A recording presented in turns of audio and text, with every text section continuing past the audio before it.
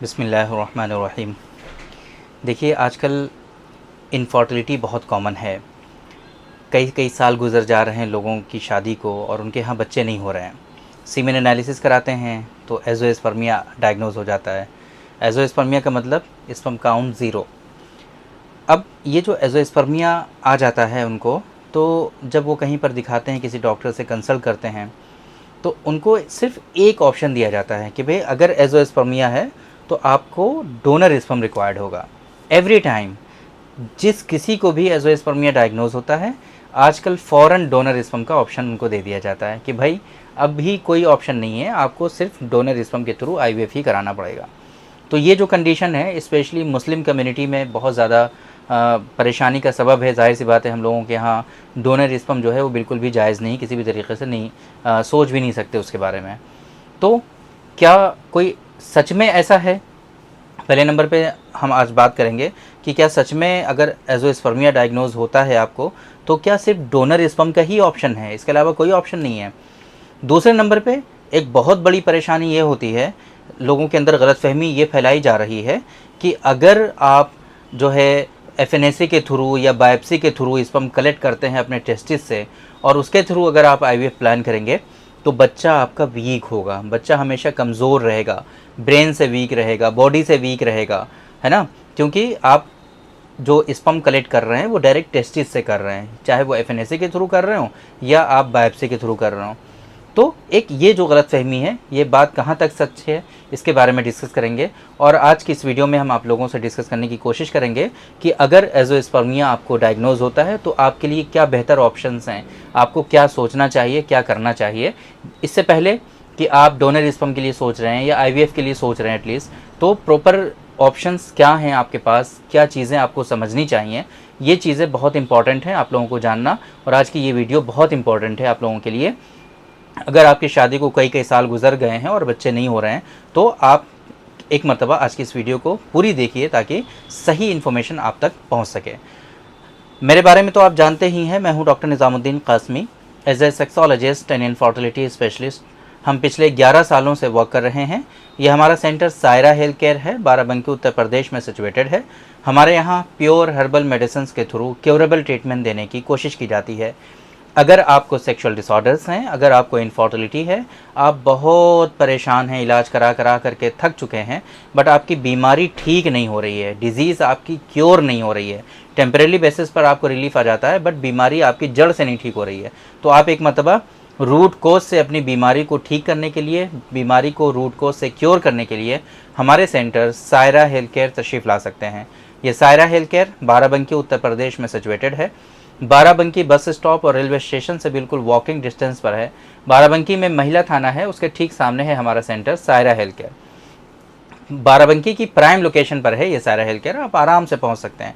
अगर आप दूर हैं, किसी दूसरी कंट्री में हैं, आना आपके लिए मुमकिन नहीं है, तो हमारे यहाँ ऑनलाइन कंसल्टेशन की फैसिलिटी अवेलेबल है आपके लिए, और दुनिया के किसी भी कोने से आप अपना अपॉइंटमेंट शेड्यूल कर सकते हैं। उसके लिए हमारी वेबसाइट है www.sairahealthcare.com, है ना। इस वेबसाइट पर आप विजिट करिए, अपना अपॉइंटमेंट शेड्यूल करिए और आप डायरेक्टली हमसे कंसल्ट करिए। वहाँ पर दोनों ऑप्शन आपको दिए गए हैं, ऑडियो कंसल्टेशन भी आप हमसे ले सकते हैं और वीडियो कंसल्टेशन भी आप हमसे ले सकते हैं। तो आज की इस वीडियो में जो असल मकसद है हमारा आप लोगों को बताने का, वो ये है कि अगर एज़ोस्पर्मिया आपको डायग्नोज होता है, स्पर्म काउंट आपके ज़ीरो आते हैं आपके सीमेन एनालिसिस में, तो आपको बिल्कुल भी परेशान नहीं होना चाहिए। फर्स्ट ऑफ ऑल, एज़ोस्पर्मिया अगर डायग्नोज होता है तो इसका मतलब हरगिज़ ये नहीं है कि सिर्फ और सिर्फ आपको डोनर स्पर्म रिक्वायर्ड होगा। विदाउट डोनर स्पर्म के आपको कुछ नहीं हो सकता। हाँ, सम केसेस में ऐसा हो सकता है, ऐसा भी नहीं है कि ऑलवेज़ आपको एज़ोस्पर्मिया है तो सिर्फ और सिर्फ जो है हमेशा आपका ट्रीटमेंट के थ्रू ही सारी चीज़ें हो जाएंगी और डोनर स्पर्म की कभी कोई ज़रूरत नहीं पड़ेगी, किसी को ज़रूरत नहीं पड़ेगी, ऐसा भी नहीं है।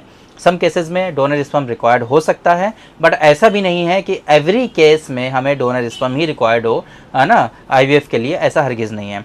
अगर एज़ोस्पर्मिया आता है आपको, सीमेन एनालिसिस में स्पर्म काउंट ज़ीरो आते हैं आपको, तो ऐसी कंडीशन में प्रॉपर डायग्नोसिस जो है वो बहुत इंपॉर्टेंट है। सही से इन चीज़ों को कंफर्म करना कि भाई एज़ोस्पर्मिया आपको क्यों है और एज़ोस्पर्मिया का कौन सा टाइप आपके अंदर है। सम टाइम हो सकता है एजोस्पर्मिया आपको हो, बट मैच्योर स्पर्म आपको आसानी से अंदर मिल सकते हो आपके, तो उसके थ्रू आईवीएफ आप प्लान कर सकते हैं। सम टाइम ऑब्स्ट्रक्टिव एजोस्पर्मिया होता है, लोगों को ऑब्स्ट्रक्शन की वजह से स्पर्म काउंट 0 आ रहा है ना। सम टाइम कुछ इश्यूज़ हैं, टेम्परेरी इश्यूज़ हैं, जिसकी वजह से ऐसा हो सकता है कि एजोस्पर्मिया हो, बट आसानी से वो चीज़ें क्योर हो सकती हों। लाइफस्टाइल मॉडिफिकेशन है, हार्मोनल इम्बैलेंस है, या फिर कुछ और टेस्टिकुलर लेवल पर इश्यूज़ हैं, हाइड्रोसील है, वेरिकोसील है, या इसी तरीके से टेस्टिकुलर एट्रोफी है, हार्मोनल लेवल पर इश्यूज़ हैं, एफएसएच का लेवल हाई है, टेस्टोस्टेरोन डाउन है, प्रोलैक्टिन हाई आ रहा है, एलएच आपका हाई आ रहा है, ई2 आपका हाई आ रहा है। ये सारी चीज़ों में कहीं ना कहीं इम्बैलेंस होने की वजह से भी आपके अंदर वक्ती तौर पे एजोस्पर्मिया हो सकता है। अगर ये इम्बैलेंस है आपको, तो इसका मतलब ये हरगिज़ नहीं है कि आपको एजोस्पर्मिया है तो आपको हमेशा एजोस्पर्मिया ही रहेगा, ऐसा हरगिज़ नहीं है। अगर प्रॉपर ट्रीटमेंट आप फॉलो कर लेंगे तो इंशाल्लाह ये एजोस्पर्मिया आपका नॉर्मल सीमेन एनालिसिस में कन्वर्ट हो सकता है। पहले नंबर पे कोशिश हमारी यही होती है कि अगर एजोस्पर्मिया को ट्रीट किया जा सकता है तो उसको ट्रीट किया जा सके, और रिपोर्ट उनकी कोशिश की जाती है कि उनकी रिपोर्ट को नॉर्मल किया जा सके। अभी रिसेंटली एक पेशेंट थे हमारे लखनऊ के, आपने अभी कुछ अगर पुरानी हमारी वीडियो देखी है तो उसमें हमने डिस्कस किया है कि किस तरीके से उनको भी एजोस्पर्मिया था, और उन्होंने बहुत सारे ऑप्शन जो हैं, बहुत रिसर्च की, बहुत सारे हॉस्पिटल्स में विजिट किया, उनको सिर्फ और सिर्फ डोनर स्पर्म का ऑप्शन ही दिया गया। एवरीवेयर जहाँ भी गए वो उनको डोनर स्पर्म के बारे में बताया गया। उनको कहीं से हमारे बारे में पता चला, हमारे सेंटर पर वो तशरीफ़ लाए, ट्रीटमेंट लिया, 2-3 महीने के ट्रीटमेंट के बाद ही काउंट उनका आ चुका है। आपने रिपोर्ट्स के थ्रू हमारी पुरानी वीडियो में देखा। तो अब हमेशा ये, इसका मतलब ये तो नहीं कि एजोस्पर्मिया है तो आप ट्रीट नहीं हो सकते। ट्रीटेबल कंडीशन होती है, some time non treatable condition भी हो सकती है, वो कंफर्म जो है वो डॉक्टर ही कर सकते हैं।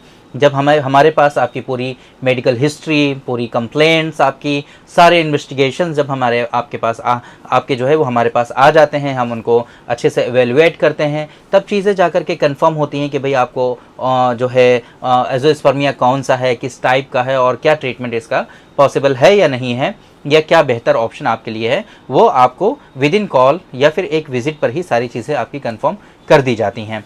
एक गलतफहमी है लोगों को, बहुत मतलब ऐसा होता है ना कि एजोस्पर्मिया है, एफएनएसी कराया, मैचुरेशन अरेस्ट है, मैच्योर स्पर्म है नहीं, तो ऐसी कंडीशन में उनको ट्रीटमेंट हमारे यहाँ दिया जाता है। कोशिश ये की जाती है कि उनको इस स्पर्म जो है उनके मैचुरेशन तक पहुँचाया जाए, कंप्लीट मैचुरेशन उनका कराया जाए, स्पर्म उनके मैच्योर बनाया जाए, इस चीज़ के लिए कोशिश की जाती है।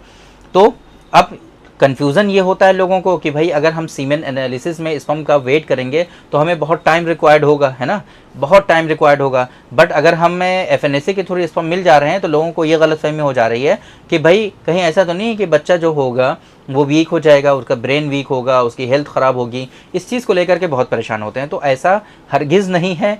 आपको ये भी पता होना चाहिए कि जो सीमेन एनालिसिस में स्पर्म आते हैं, जो सीमेन के थ्रू जो स्पर्म आते हैं वो भी आपके टेस्टिस से ही आते हैं, और डायरेक्ट हम टेस्टिस से स्पर्म को कलेक्ट कर लेते हैं, तो ये इसमें कोई बुराई नहीं है।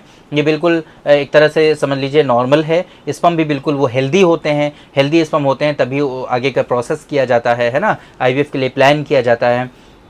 तो ये भी गलत फहमी है, पूरी गलत बात है जो लोगों के अंदर फैली हुई है कि भाई अगर आप जो है एफएनएसी के थ्रू आईवीएफ कराएंगे या बायोप्सी के थ्रू आईवीएफ कराएंगे तो बच्चा जो होगा वो वीक हो जाएगा, ऐसा हरगिज़ नहीं है।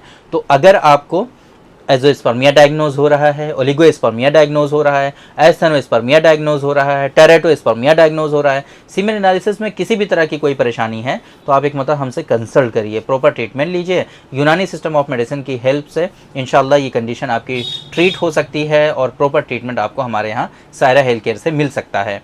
अगर किसी भी तरह की कोई परेशानी आपको होती है अपॉइंटमेंट को शेड्यूल करने में, तो हमारा हेल्पलाइन नंबर आपको शो हो रहा है 9452580944। इस नंबर पे आप कॉल कर सकते हैं, हमारी टीम से बात कर सकते हैं।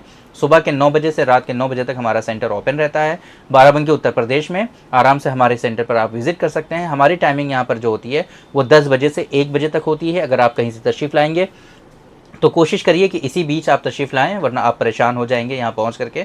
बहुत सारे पेशेंट डेली बेसिस पे इस तरीके से परेशान होते हैं।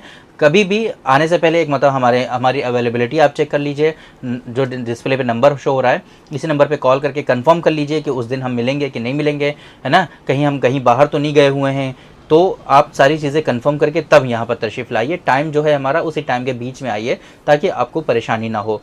उम्मीद करते हैं कि आज के इस वीडियो में जो इन्फॉर्मेशन हमने आप लोगों को डिलीवर करने की कोशिश की है वो ज़रूर आप लोगों को समझ में आई होगी और आज के इस वीडियो से आप लोगों को ज़रूर फ़ायदा हुआ होगा। तो थैंक यू वेरी मच, बहुत बहुत शुक्रिया आपका। आज के इस वीडियो में इतना ही। इंशाल्लाह कल फिर मुलाकात होगी आपसे एक दूसरी वीडियो में, हम डिस्कस करेंगे आपसे एक दूसरे टॉपिक पर। तब तक के लिए आप हमें इजाज़त दीजिए। अस्सलाम वालेकुम।